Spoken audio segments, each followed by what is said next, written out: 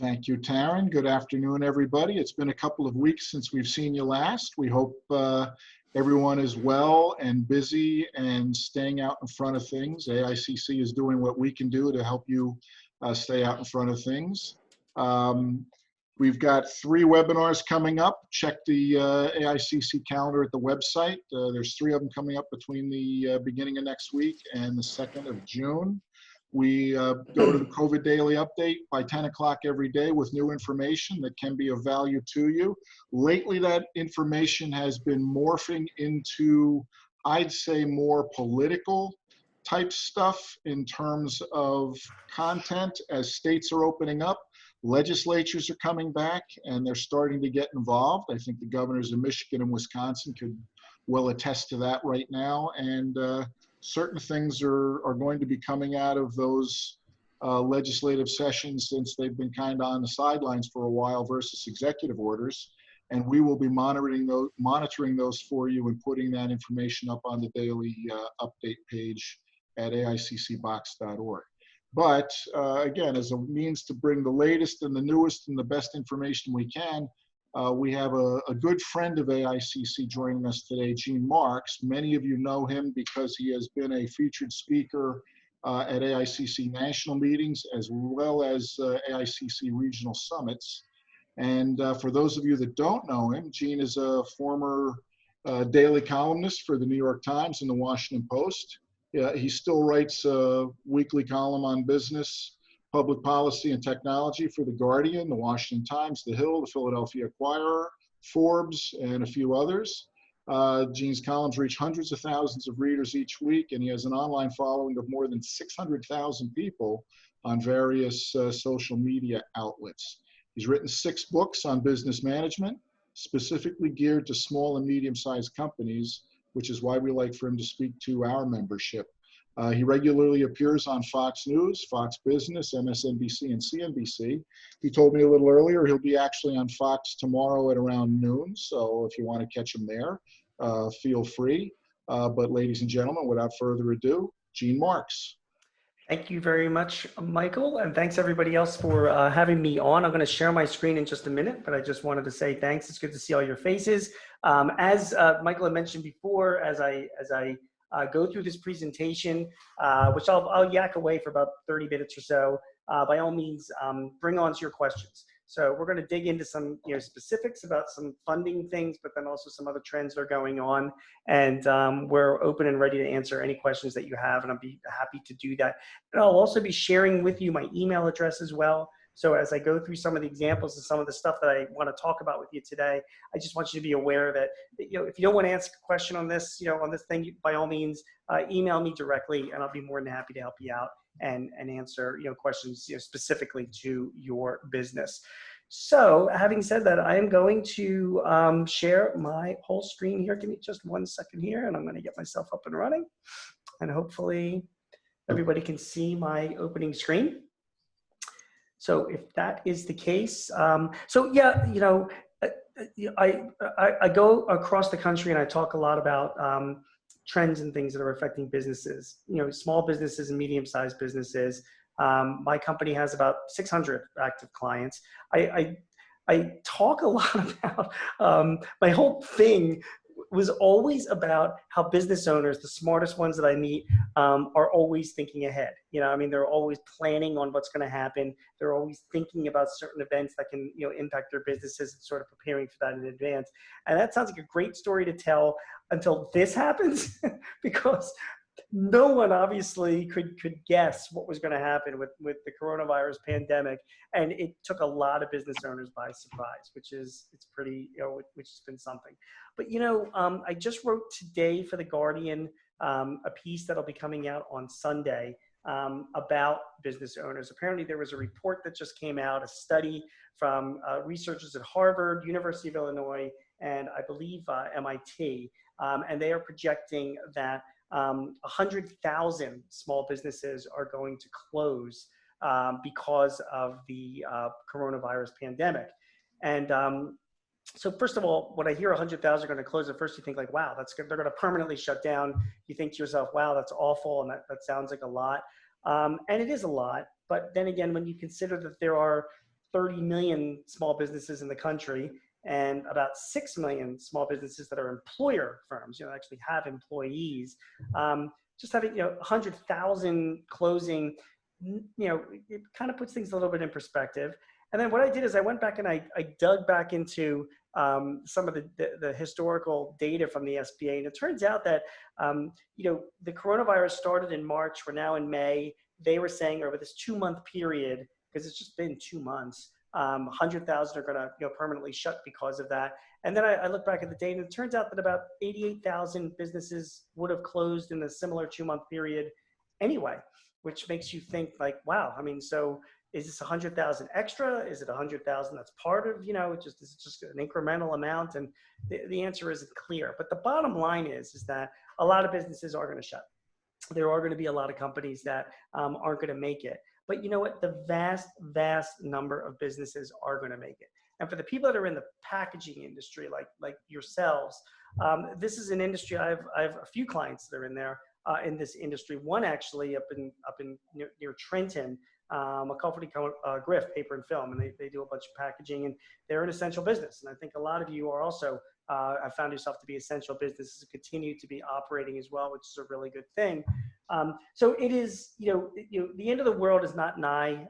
This is going to come. This is going to pass. And when people are asking me for predictions as to what I think is going to happen, I can tell you what I think is going to happen. By the way, this is all, everybody's got their prediction.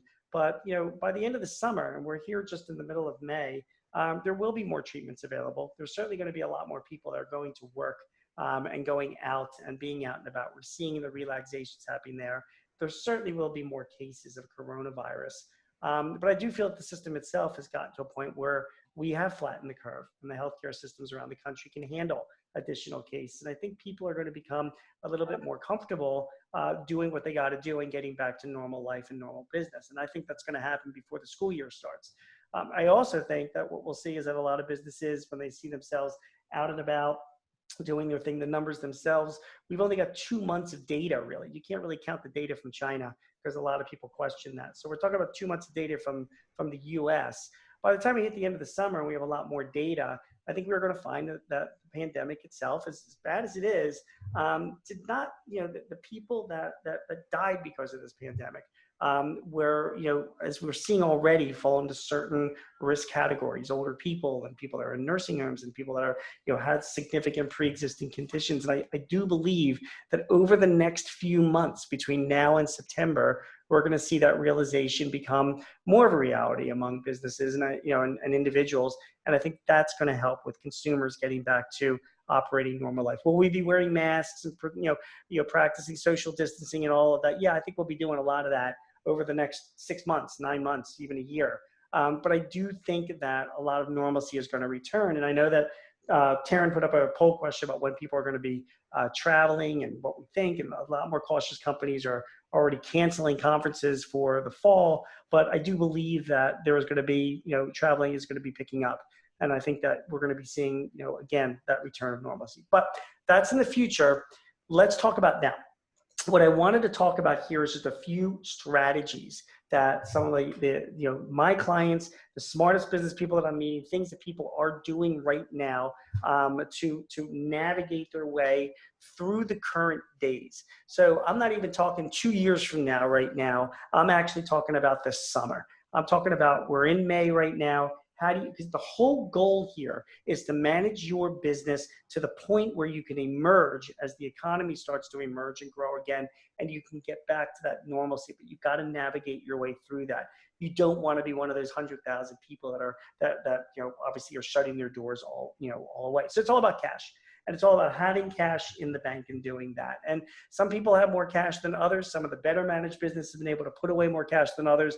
But there is a lot of federal assistance that's out there. I know you've seen all of this, so I'm going to do this quickly. But I just want to make sure you have the most recent updated information about this federal assistance. So for starters, there are the economic injury disaster loans, right? Eligible for both profit and nonprofit companies with less than 500 employees. It is a loan program directly from the Small Business Administration. So it is not through a bank, but you can apply through it through the Small Business Administration. You up until 2 weeks ago, you were able to get $2 million if you were to apply for this loan. That has now been limited to $150,000. Even though the SBA got an additional $60 billion in funding over 2 weeks ago with the new revision to the CARES Act, the new legislation that went through, there's such an inordinate amount of applications for these loans that $150,000 now is what it's been limited to. If you are a nonprofit company, your interest rate is 2.75%. If you're a for-profit company, then your interest rate is 3.75%. You can pay it back over 30 years.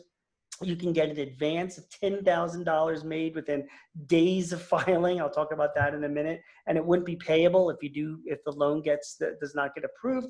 And finally, if you've done business with the Small Business Administration before and you apply for this loan, you can actually apply for a special express loan. And the express loan gives you up to $25,000 as an advance. So here's what's going on with these economic injury disaster loans. It's taken forever.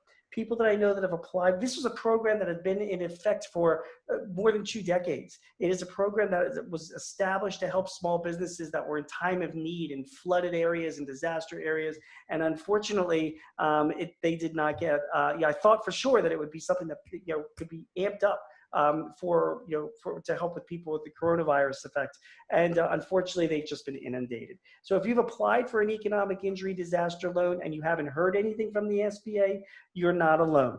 If you suddenly got a grant and it's $1,000 per employee up to $10,000, everybody tells me they get their grant. They suddenly wake up one morning and look at their bank account and there's $2,000 sitting in there. They don't even know, no documentation, no nothing. If you've received sporadic information from the SBA, that's not uncommon either. Here's what you want to do. If you have applied for the loan now, you want to check on your status of your loan. Call up an SBA office, find an office that is not in an area that is affected by the pandemic significantly. Pick a nice place like, Omaha is a nice city, Denver, like a nice place that hasn't come under a lot of issues from the pandemic compared to, say, New York or Boston or Northern Virginia. You can get a hold of people in a local SBA office and they can connect into the national database. And if you have already applied for a loan, you can get confirmation that your loan is in the system. At the rate this is going, you're actually going to get your loan when the second wave happens in 2021, but you just have to be patient. That is what I'm seeing out in the field with people getting the economic injury disaster loans. The Paycheck Protection Program. This is a status as of May 13th. So it was 2 days ago. The big number is, if you look on the total line over to the right under approved dollars, $192 billion has been released under round 2 of the Paycheck Protection Program. $310 billion have been approved under this program. So you can see that there is an excess of $100 billion that is still not been approved right now by the SBA, which is a lot of money. And the reports are that the number of applications that are going through are actually starting to slow because of some forgiveness issues, which I'll talk about in a minute. But you just want to, if you haven't applied for this loan yet, your chances of getting it are certainly less than they were if you had applied a few weeks ago, but you still might be in line to get it.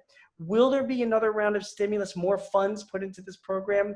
I'm not looking for that to happen, but I am looking for legislation to happen in a third stimulus program sometime in the next 2 to 3 weeks that is going to involve some slight changes to this loan program, which may affect all of us. But the bottom takeaway from from the numbers that you're looking at here, there's actually 2 takeaways. One is there's money available still in the kitty for you to apply for and get. And number 2, the average loan approval size, if you look at the bottom right-hand corner, is $71,000. That is significantly less than the average loan approval size in round 1 because of all those big companies that were getting loans at the time. Quick recap, remember, if you're looking for the Paycheck Protection Program, big banks offer it. They've finally gotten up to speed. Small banks have been very, very good at offering these loans. And I've seen a lot of success with clients that have been applying and getting these loans through online lenders. So if you haven't done already, Cabbage, On Deck, PayPal, Lendio, All of them are places that you can go to apply for the Paycheck Protection Program. Can you apply to more than one place? Absolutely. It's just that when your loan gets approved, it will be assigned an E-Trans number from the SBA, which means that whatever financial lender that you got that E-Trans number through, it's going to lock out everybody else. So you can't get more than one loan. You can certainly apply different places if you want to increase your chances, and I have a lot of clients that are doing just that. The loans are up to 10 million bucks. They have a 2-year term, and it's 1% interest. And you don't have to pay it back, start paying it for 6 months after you get the loan. So remember, it's a loan that you're getting right now through a bank with your own promissory note with the bank. It's a loan. However, there is some forgiveness portions to this loan, which I'll talk about very quickly.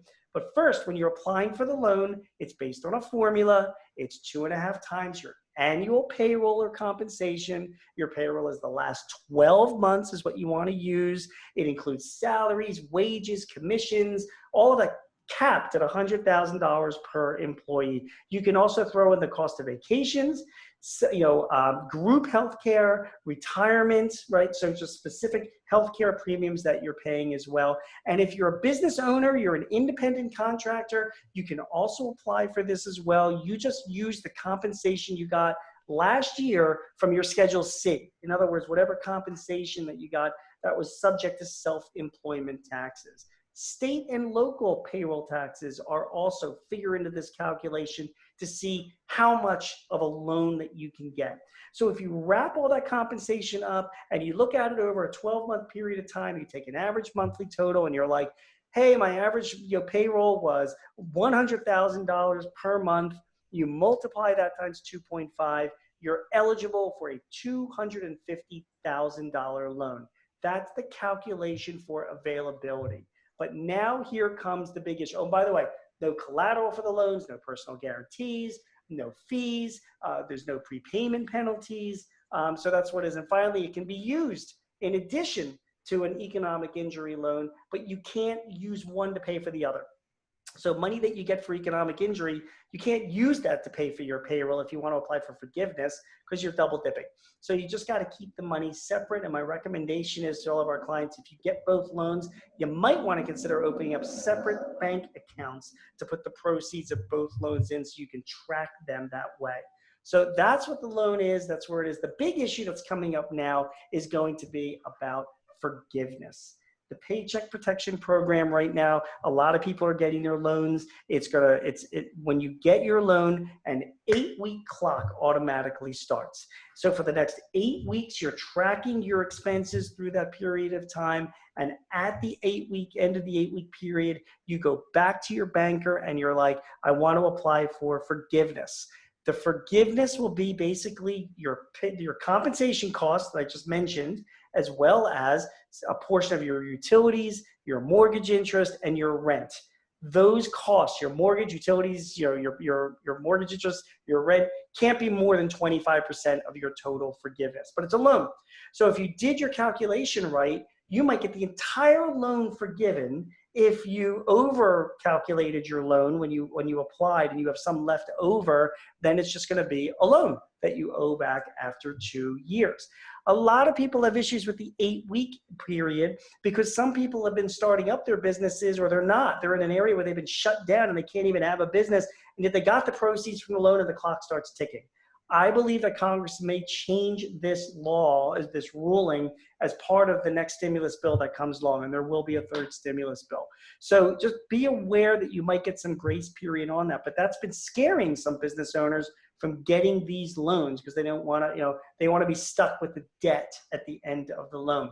If you're in a situation where you've gotten the loan and you have not used the full amount, you don't think you're going to use the full amount for forgiveness or any amount. You don't think, I got the loan, I'm still not in operation, I don't have any payroll expense because my employees are all out on unemployment.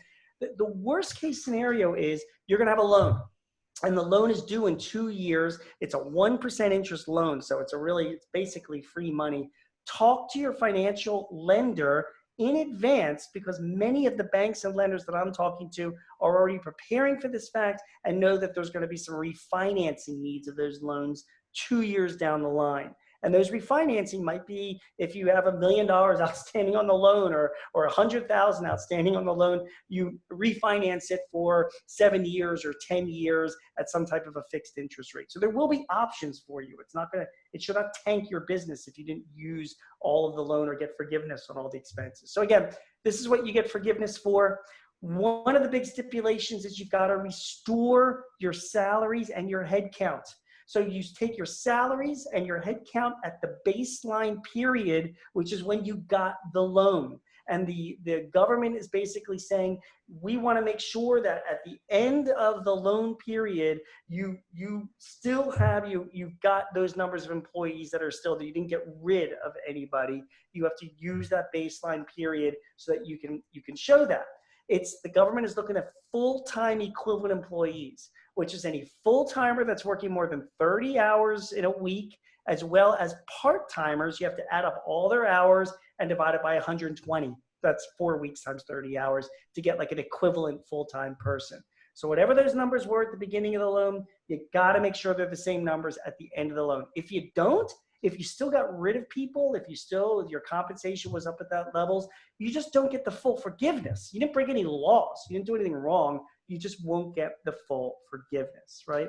When it comes time to apply for forgiveness, your bank is going to be asking you for payroll records, tax returns, invoices, bank statements, and just remember, this is an agreement between you and your banker. So when you do get the loan, the banker is required to send you a promissory note. A lot of it is very much the same language, but you've got the ability to negotiate some things like forgiveness terms. And when the loan starts, the bankers do have a little leeways as to when they start their loan. They've got like 10 days that they can use. And if that helps you, that's something that you can negotiate as well. So remember, in the end, it's a promissory note with you and your banker. Right? Okay, so we talked about economic injury. We talked about, the paycheck protection. You have to know about two other enormous sources of financing for your business that the government is offering to you that some people don't really get. The first is deferring your payroll taxes, and the second is getting this monstrous credit. So deferring is this. If you are not, say you don't get the Paycheck Protection Program, or you're outside of that 8-week period before or after, you don't have to pay your federal employer taxes, your FICA taxes, the 6.2 tax. You cannot pay it at all. And when it comes time to file your 941, your quarterly returns, there is a line that's going to happen in the next quarter that will say, that gives you the ability to say that you did not pay in any because you're taking advantage of the payroll tax deferral. It gets deferred. It gets deferred between whether you were affected by coronavirus or not. You can stop paying your FICA taxes, your employer's portion, through the end of the year, and then 50% will be due by the end of 2021, and the other 50% will be due by the end of 2022, which basically means the government is saying we will give you an interest-free loan, a 2-year loan on whatever you're paying for your payroll taxes, your employer FICA taxes. So even if you get paycheck protection money and it runs out, after your 8-week period, talk to your accountant and talk to your payroll service company, because you should be withholding those. If you want to do this, you are going to ultimately pay it. But if you need the cash, keep the cash in your bank and take the free loan from the government. That's one.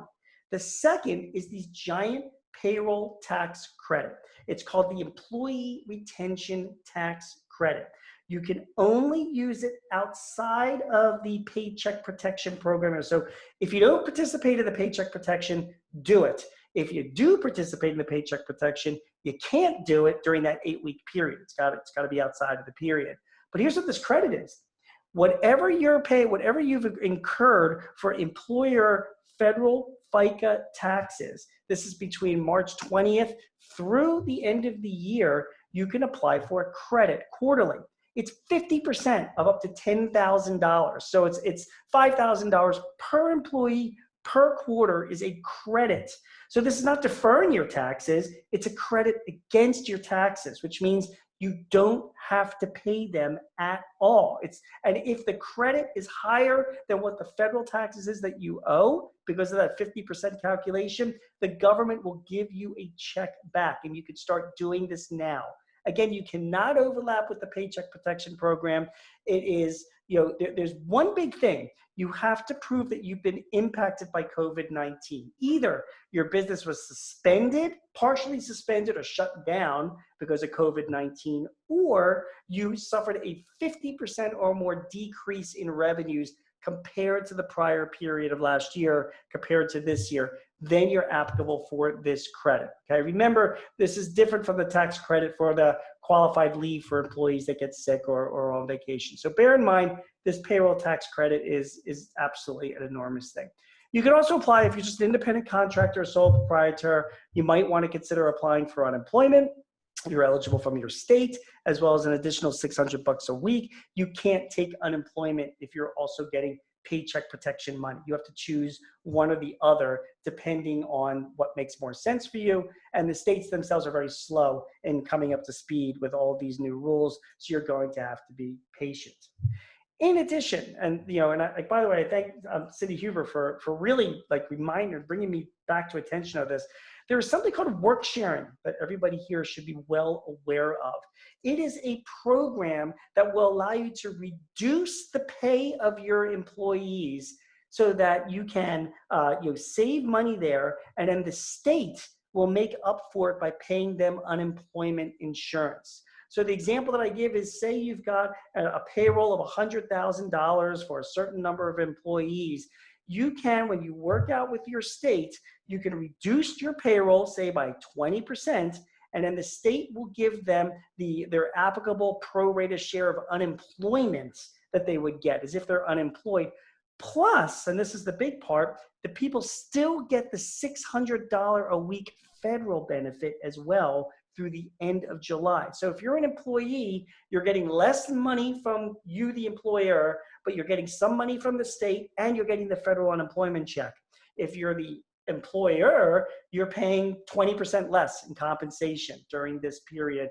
And the state itself is also saving on unemployment. So there are some big pros to this. You can retain your workforce by doing this. The workers can keep their jobs and collect like a reduced unemployment amount. And the states are saving money by only paying a partial unemployment claim. Here are the contours. Just 27 states that are participating in this program. It's kind of obscure. So you're gonna have to find the right person in your state's capital to talk to about this. But it was specifically mentioned in the CARES Act. And it will take a longer time to negotiate and get it through, but it could be a giant benefit for you and your company. This is the website that you would want to go to find which states are participating and more information about that. I know it's pretty long. I'll have my email address at the end. I'm happy to email you this PDF, and also, Cindy and Taryn will have this available to them as well. I'll make sure that they get a PDF as well so they could share that website with you. Very quickly, there are some state and local relief programs. Corporations are looking to give you money. Facebook has a $100 million fund that's fully funded just now and went live. JP Morgan Chase, Verizon, and something called the Opportunity Fund. These are hundreds of millions of dollars that are looking to fund small businesses. I mean, whatever industry they're in, you would qualify. You might want to go to any one of those four sources to apply for those funds. Your 2009, we're talking cash here. Remember, your taxes are extended to July 15th of this year. However, it's May. If you think you're going to get a refund, file it now, because it takes 6 weeks to get a check. So you might as well get the paperwork done, file in advance, and get your refund check. Finally, there is the Main Street Lending Program. It is going to go live within the next week, is what I expect. It is a loan program, a $600 billion made available by the Federal Reserve through banks, through their member banks. You can borrow a minimum of $1 million, although there's talk of it going down to $500,000, up to $150 million. So it's designed for small and medium-sized business. There's a variable interest rate. It's going to wind up right now being between 3 to 4%. It has a 4-year term as well. It could be used for working capital, equipment, property, but not to refinance any other existing loans. The banks themselves have a 20% skin in the game, and the federal government is going to guarantee the rest. It is just another source potentially for you. But again, it's a loan. It's not a grant program, but it's a low interest loan program that the Fed is making available through its network of banks. So what have we learned? There are at least 6 forms of funding, for companies that are looking to stem their cash flow and help their cash flow during the pandemic crisis. All right. Let's look at at strategy number 2, which is making your workplace safe. So again, let's go through some of this together. You should be aware of the Families First Coronavirus Response Act. It affects anybody with less than 500 employees. You are required in your company to post and display all the benefits that the FFCRA does. And you should be getting that poster and hanging it within your facility for any company under 500 employees. This is available through the end of the year. Let me tell you how it affects your employees, just to make sure. If you have a sick employee, which is somebody that is subject to a federal or state local quarantine or isolation order related to COVID-19, is experiencing symptoms and seeking a medical diagnosis, has been advised by a healthcare provider to self-quarantine related to COVID-19, you've got to pay that employee 80 hours at their regular rate of the applicable minimum, whichever is higher, up to $511 per day, $51,110 in the aggregate over that 2-year period. You're required to pay your employee that if they meet any of these requirements and decide to miss work. If you have an employee caring for a family member, so they're caring for an individual that's subject to an order that's described, or a self-quarantine, or the family member is experiencing any other similar condition that's specified. It's kind of a wide open definition. You've got to pay the employee who's missing work 2/3 of their regular rate, up to $200 per day, or $2,000 in the aggregate over a 2-week period. If the employee wants to leave, they are now allowed by law, if they meet these requirements, to take time off, and you are required by law to pay what they have to pay. After those 2 weeks, some employees may request additional extended family leave, particularly those that are caring for a child whose school or place of care is closed for reasons related to COVID-19. They get 10 additional weeks. You have got to be paying them 2/3 of the applicable minimum wage, which is $200 per day maximum, $12,000 in the aggregate. You've got to pay for all of these things by law. The good news is that you can get a tax credit for all the qualifying wages that you paid. So it's not even a calculation, it's an actual credit. So you have to wait to get that credit back on your taxes, but it is a tax credit that you apply for at the end of the year, and that's money that you will be getting back from the government. So in other words, it's the government, in effect, borrowing money from you while you pay your employees and then giving it back to you in the form of a tax credit. It is a refundable tax credit, so you can get it back in the form of cash if the credit itself exceeds whatever taxes that you owe. In your workplace, I'm seeing this all over for all companies that are, essential businesses and beyond. They're doing frequent checks and temperatures. There's some technologies that you might want to consider. There is a great system. I've got a few clients using a system called TrueCare. It's a platform that provides on-site nursing. There's a 60,000 member provider network that you contract with them, and they will send people to your facility every day or every week to do some of these checks as well. There's something called Easy Badges, which I've just seen a few of my clients get for their warehouse, which are just kiosks. So, you buy a few of them, and then you require your employees to go, they log in, and then they check their temperatures just by looking at the kiosks as well. And that's also keeping a recording of this.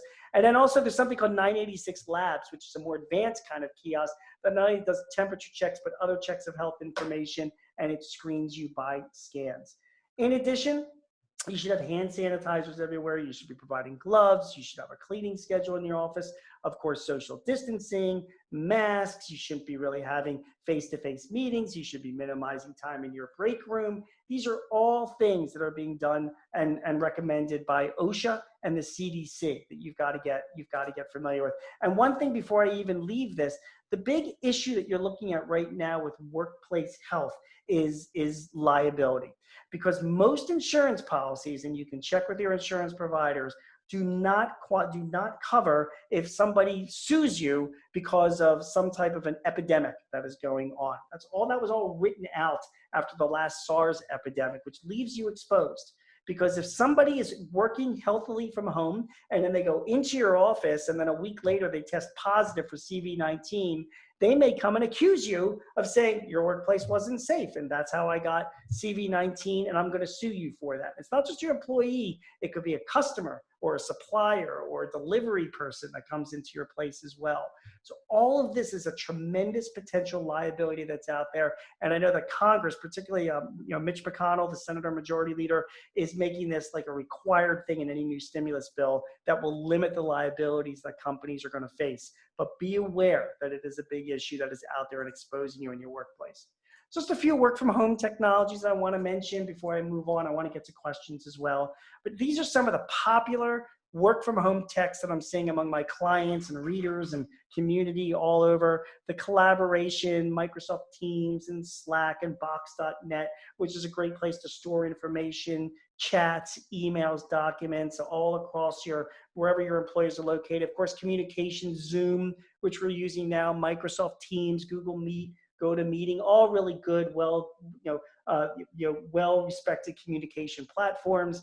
I know Taryn's got her opinion about GoToMeeting, but we won't get into that right now. CRM applications, if you don't have a customer resource management application, Salesforce, Zoho, Microsoft Dynamics, really huge for your work from home people. If you have got files, applications, legacy applications still in your office, you've got to move it out. I don't even know how people are connecting to that right now. Put it with a managed services company. I like a company called Right Networks, which will basically host anything for you when you're out of the office, and that way people can connect to it wherever they are. And then, of course, document processing, Adobe, DocuSign, and ReceiptBank and Bill.com does online processing of payables for you as well. Don't have a lot of time to get into the details of what these technologies do, but just be aware. You can look into them on your own. These are really popular technologies that a lot of businesses have been just flocking to ever since this pandemic has started. And finally, security is a big, big issue. So you need to upgrade your operating system, get trained, use a company called KnowBe4 does that really well. And Malwarebytes is another application that does really good security. You should be requiring all of your home and work from home employees to be installing these technologies. Finally, best practices for working from home. If you have a written policy for it, everybody is updating their written policies for working from home. Everybody's giving trial periods, 60 to 90 days, which gives anybody an out, both the employee and the employer, to pull that person out of working from home if it's just not working out.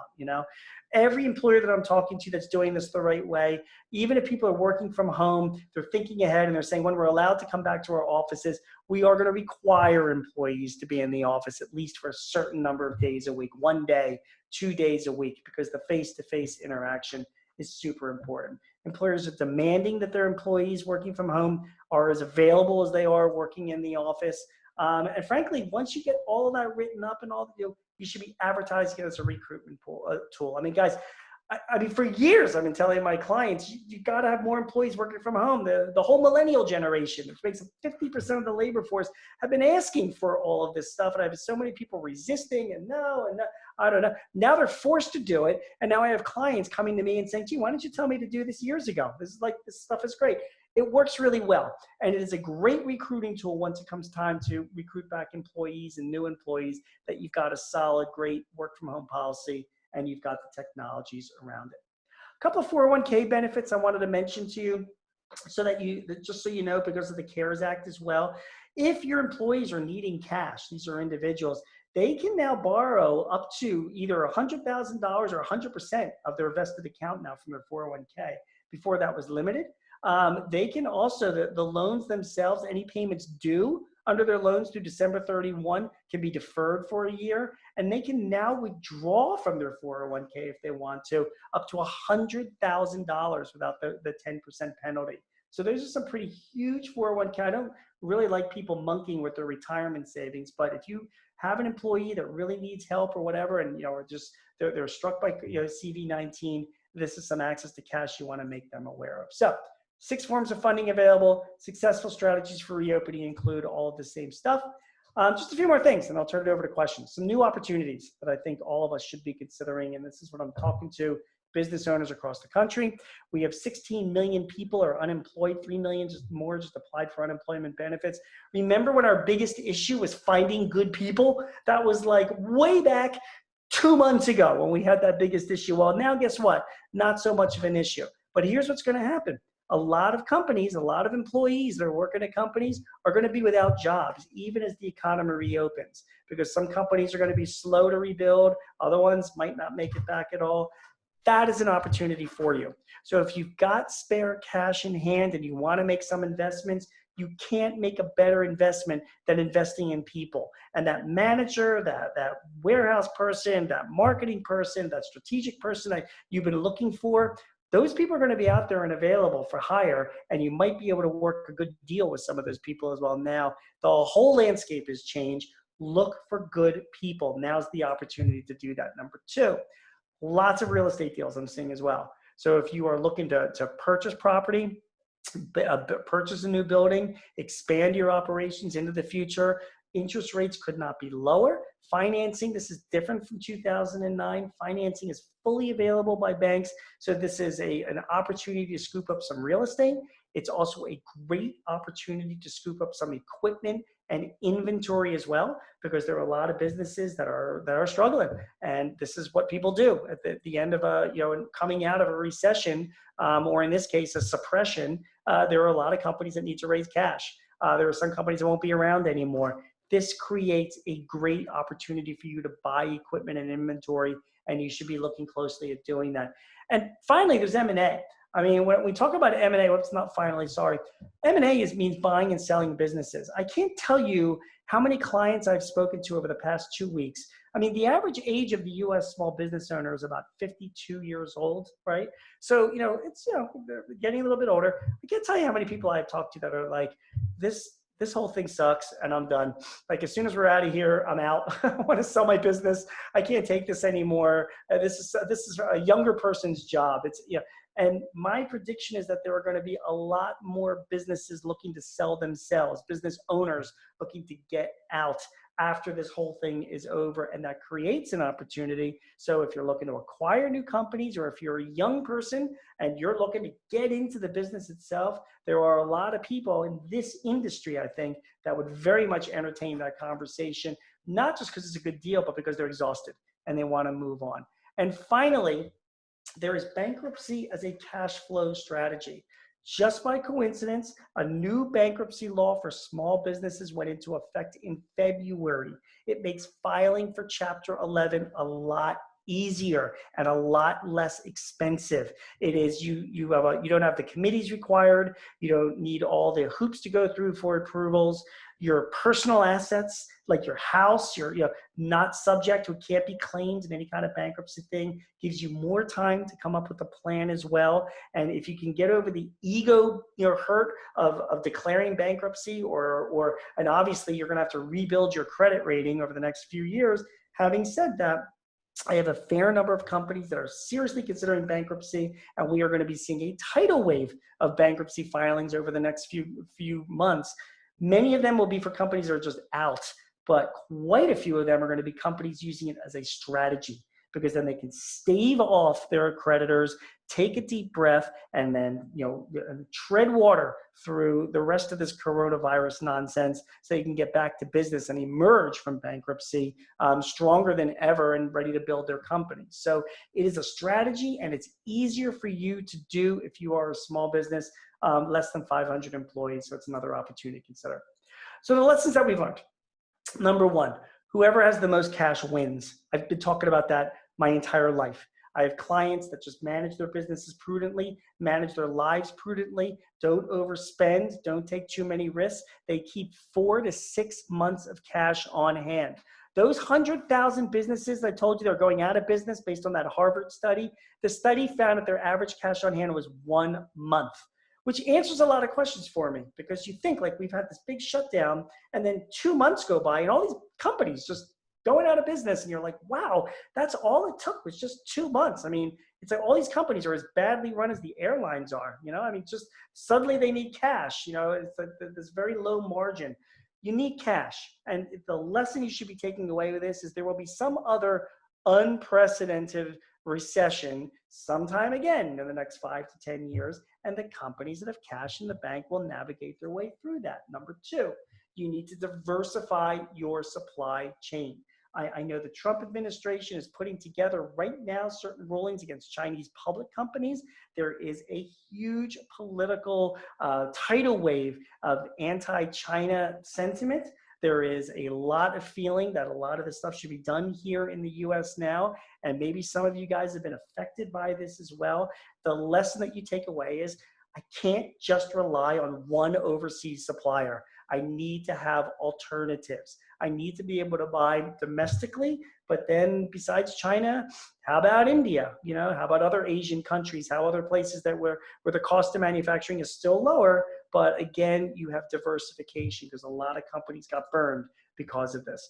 Technology, I talked to you about that before. You got to invest in more cloud-based stuff so your people can work from home and be mobile. And also, this is now the time, and I hope you've done this as well. You've had some time at home to think about this or some downtime to consider what really is profitable and unprofitable product lines. And again, many of the business owners I'm speaking to now are saying they're making big changes in their business and they're changing. You're getting rid of some of the stuff that's just wasting their time and taking up space in their warehouse. So in conclusion, there are at least 6 forms of funding available for companies to help your cash flow through this pandemic crisis. I've talked about what all of those are: economic injury, paycheck protection, Main Street lending, tax credits and tax deferrals, money from corporations, all of this. Well, this is money that can help you, financing, very low cost or free to help you through this. Successful strategies for reopening: you got to have a safe workplace. You got to abide by those paid leave regulations. You got to expand your work from home options. You need to take advantage of the labor market disruptions and deals on property and equipment and potential M&A opportunities. And finally, if anything, 4 to 6 months of cash should always be on hand, or at least cash availability. Diversify your supply chain, lean on technology, abandon some of those less profitable product lines. That is what we have learned. So, Steve, I did a lot of talking. I was hoping to go 30 to 40 minutes, and it's 48 minutes. I don't know. I'm sorry. But I had a lot of stuff I had to share. So there's my email address, guys, if you want to email me directly with any questions. But I believe now we are going to have a conversation and maybe whatever questions did come in. So Steve, Thank you, Mark. And we're going to turn it over to Steve. Just as a reminder, if you want to post a question, you can post it in the chat area and Steve will be reading them out. If you have a response, or as well, if you have a question, you can also raise your hand. By raising your hand, you need to click on the participants bubble and go to the bottom, and you will see a lower hand and raise hand option. And you can click on there and your hand will be raised, and then I can call on you. I cannot see raised hands in the screen. So just letting you know that if you're raising your hand and I don't call on you, that's why. Steve. Gene, you met every expectation for your talk. So thank you. Glad to hear that. I'm glad to hear that. I want to hear that from Michael as well. I have a lot of questions here. 100%. Go ahead, Steve. We have a lot of questions here, really more HR related, I would say, but I'm going to run a few by you. Are coworkers who have no symptoms, but have direct exposure to someone who has tested positive required to self-isolate? And if so, for how long? Okay, so first of all, I want to be clear about the key word in that is required. Okay. There's no law here. There is nothing that's come down from the Department of Labor or the EEOC that's requiring to do this. There's just guidance from the Center for Disease Control and from OSHA. This guidance you're going to see over the next few weeks is going to be clarified a lot more. And some, orders may come down from the Department of Labor, but right now, all you can do as a company when you have issues like this is you have to read what the guidance is. You have to come up with you have to look at what other people in the industry are doing.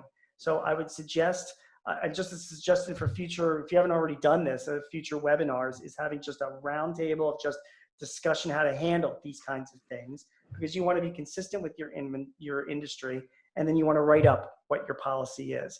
Just be aware that there's all sorts of unanswered questions here about privacy and your health care. I mean, what happens if you tell that employee, Steve, yes, we require, you've been exposed, you might have it, you're required to self-isolate.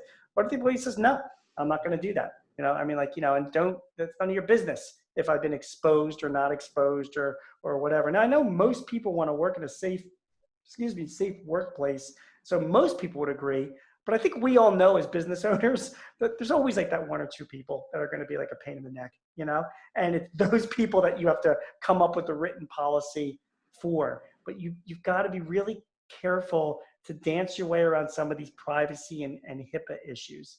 So I just wanted to say that out front. Now I'll tell you what I would do. Okay, I would have a policy that if somebody says that they think they've been exposed to COVID-19, I think that it should be up to the employee, this is me, okay, to whether or not they want to self-quarantine. And I think HR should be involved. They can ask them questions. They can have that discussion, but then it should be up to the employee.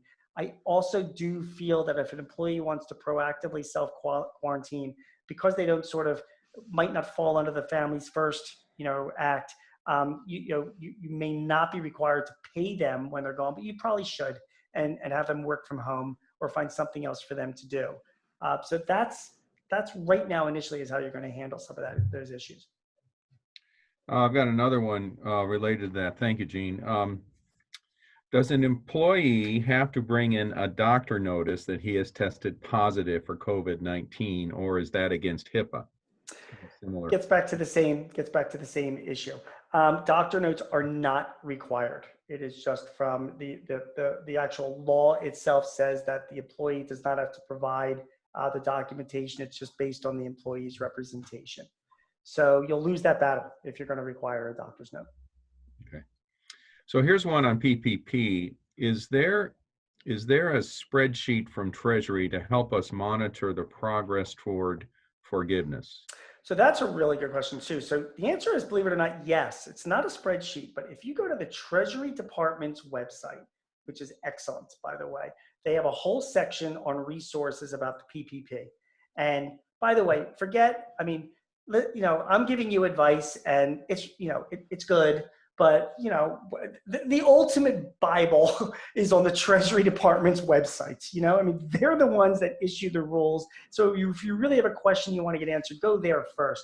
They have a frequently asked questions document that's on there, and they are updating it weekly with new items. And the items happen to do with forgiveness. So I would strongly recommend that you visit that and that you recheck it every few days as well, because there you'll get the latest information policy about forgiveness and whatever the Treasury is coming out with. We posted that list of frequently asked questions, the latest version, on May 13th. Yes. And items number 46 and 47 specifically deal with forgiveness on that list of frequently asked questions. And they're up to 47 now, and I think by the time they're done, they'll be up to 147. So there's a lot more coming, and I'm glad you guys are doing that. So go to the AICC's website to get the most recent document. And they've been doing it weekly. They've been updating it. So. Regarding PPP expenses, do cell phone expenses count as a utility? I got that question recently. No, they don't. Your utilities are expected to be. Take a step back. The whole Marco Rubio, the senator from Florida, who is also chairman of the Small Business Committee, I asked him some specific questions about the Paycheck Protection Program. He crafted this thing, and he kept telling me that you have to remember the principle of what this was supposed to be. It's supposed to be give the ability of the business owner to stay in business and keep their employees out of off the unemployment rolls. Okay. And the government says, so we want to just help you to pay for your employees. And you know what? We understand you got to keep the lights on in your company when you're going to work. So, fine, we're going to help you out with a little bit, not enough to some businesses. We'll help you out a little bit with your rent and, of course, your utilities to keep the lights on, to keep your. Then people are saying, well, I've got my internet and I've got my cell phone and whatever. It's not specific guidance, but I can tell you right now, it's sort of against the principle of what the act wanted to do. So you can try, but you should talk to your lender first, because in the end, your lender is going to be the one that's going to ultimately decide on what's forgivable or not. Because remember, you've got this note with your lender, not with the SBA. So you can give it a shot, but I would not be very optimistic that cell phone costs are going to be forgiven. Another PPP question. What if you used PPP money to pay for a family's first employee who were out due to testing? Will you still get the credit?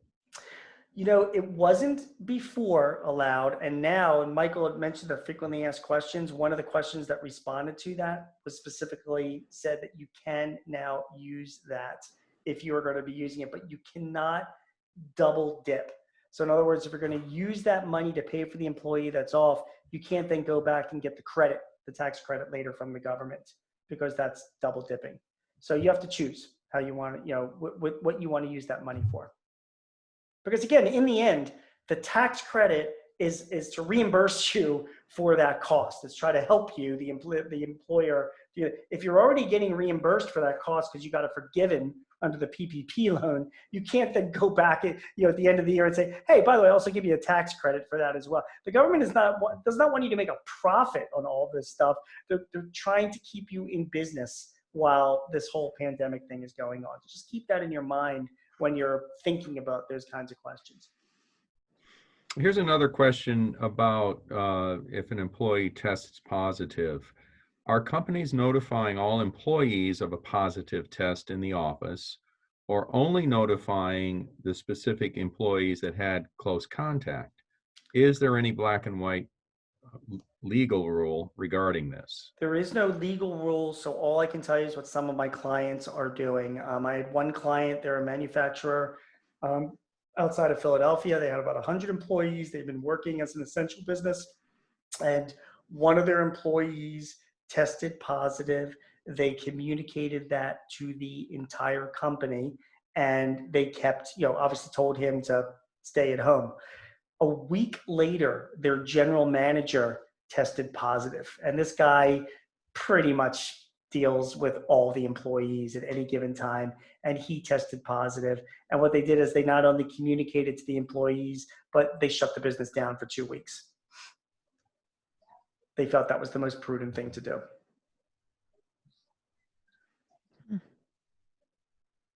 Taryn, are there any questions from the from raised hands? No, there was a couple comments made. John Pettengill said that they received a spreadsheet from their CPA that keeps track of use of funds and calculates the percentage. And then Susie Cummins was referring to that one act that you were talking about with regard that Cindy had offered you, the job sharing, and she asked, does the work share for hourly she thinks the work share is for hourly employees only. Is this true? It depends on the state, actually. So the work sharing program is really not a federal program. It's a program that each state has come up with. So some states are allowing salaried employees to participate, some states hourly only. So you really have to check with your state to see what the rule is. Okay. Any other questions posted in the chat, or raise your hand, or if you have a comment that you want to make, please raise your hand and we will call on you. Taryn, Yes? there was a question how we get a copy of today's conversation. This will be recorded and posted, correct? Yes, it's always posted on the COVID page on Monday following the call. So all the calls that we've had are on the COVID call, on the COVID page, including this one. And Taryn, I'll email you a PDF of it as well. So if anybody wants a copy of it. Okay. Yeah, because there'll be that updated slide with the work care initiative also. Yep. Okay. And we're right at 3 o'clock, so that was perfect. I guess you didn't go over, Gene. Mike, we don't have to run, do we? No, but do you want to talk about like next calls and things like that as well? Well, I think Steve might have a couple more questions. Oh, good. Yeah, there's another question here I want to get answered because Gene, there seems just a lot of confusion around this notifying other employees, and I'm gonna ask Tilsner Carton to kind of clarify this question. When they ask, are people notifying other employees when there are no tests? Not really sure what they mean. I'm unmuting Tilsner. Tilsner? Yep, Tilsner's unmuted. Can you hear me? I can hear you. Okay, basically, if there's only symptoms been reported, are other people notifying all other employees? There is no positive test yet. An employee cannot get a test. They only have symptoms. Right. So first of all, if anybody is, showing symptoms, they should be staying home and away from the employees. The line is whether or not they have tested positive for it. And the reason what I'm finding is that if you look at the symptoms for CV-19, there's like 15 of them. That could be anything, from allergies to, to a cold. So it's really, really tough to panic people about whether or not, they were exposed if only symptoms are being shown. So the person should not be coming to work and they should be going and getting a test. And then if they do test positive, then that's when the communication should happen to the rest of the employees. And by the way, this has got to be in writing. You have to have this written, a written policy, for doing that. And, again, it's a policy that if you go to the OSHA site and the CDC site, they have some very, very specific guidelines that you can be following. And the reason why that's so important is because if, God forbid, you ever do get sued, say an employee comes to you and says, you didn't tell us that, so-and-so was showing symptoms and they, whatever, again, you're not going to be 100% protected because it's sort of the Wild West out there. But at the very least, you should be able to say, we went to OSHA and this is, in our written policies, this comes directly from OSHA as to what the procedure is that we did. And the procedure was we sent the employee home and waited for them to get tested before we informed everybody else. And that will be your best defense if, God forbid, anything like that happens. AICC posted today the latest joint CDC OSHA updated guidance for manufacturing operations. So that's at aiccbox.org/COVID. Yep. And the other thing I also wanted to mention, just seeing other clients do, and it depends on the size of your business, but everybody is assigning a person to own this, like an HR person or somebody in admin. Somebody is the, is the workplace, because it is overwhelming, right, Mike? I mean, you look at the documentation, you're like, oh my God, somebody in your company has you've got to assign it and say, it's going to be your job to make sure we are just in compliance with this and update our policies. It's that important. And then, by the way, I keep harping on the liability issues, but of course, you're trying to look out for your employees and you're trying to look out for your customers as well. And the way companies are going to be judged over the next 6 months are based on their workplace safety. I mean, you will be sort of a pariah if, you're just not following the rules. It's going to be very bad for companies that don't do these things. Even as excessive as you might think some of them are, that's the very least you're going to have to do to make sure that you're, stay in business. Steve? No more questions from the chat. There's a comment here. Can you give us the website for the PPP answers 46 and 47 that are posted on the AICC website? Mike, you know what that is. The AICCbox.org/COVID. Oh, okay. I thought he was looking for something more specific. Well, that's got a link to the actual IRS guidance. So the facts are from the IRS, not from AICC. All we're pretty much doing at the COVID website that we're posting is putting up pertinent information for our members. And actually, it's on the public side of the website because we think it's the right thing to do in this day and age and at this time. Anything that might make sense for especially manufacturers and suppliers in our particular business. And G made the remark about have somebody assigned in your organization to keep track of all of this stuff. I wish I had assigned someone in our organization other than myself to keep track of this stuff, because there's stuff coming in every day. It changes a lot every day, and we're trying to stay on top of it for all of you. We absolutely are. And Mike, you're doing a great job. I was like, but you do it so well. We won't take it away from you. Well, you step up and volunteer anytime. The link to the AICC page is also in the chat area right now, and it's a live link, so you could go and click right on it, and it'll take you right to the page with all the documentation that we've been putting on. Any other questions or comments? Well, then I'm handing it over to you, Mike. Thank you very much. We won't hold everybody up. We appreciate you hanging in. We're going to do this every couple of weeks. 2 weeks ago, we had Adam Josephson from KeyBank, and he fielded a lot of questions that he deferred answering because he said, I'm not an economist. 2 weeks from today, when we run the video conference again, we will have an economist, Scott Cullen from Brown Brothers Harriman, which is one of the large investment houses in New York. And we thank AICC member Matt Davis of Package Express for making the suggestion and working with his brother who works for BBH. Tom Davis for putting the wheels in motion to make that happen. Go to the website. We put up a lot of stuff there, as I mentioned. And we wish everybody a real good weekend. Hopefully you can tell the difference between a weekday and a weekend. It's blur day. For those of us working from home, a lot of the days look the same, but we truly appreciate your support. And if there's anything AICC can do for any of you, please let us know. Stay well. Have a good weekend. Thank you. Thank you, everyone. Thank you. Bye. Thanks, Bye-bye. Gene. Thanks, Gene. Thank you, Bye, Gene. guys. Thank you. Take care. Bye, everybody.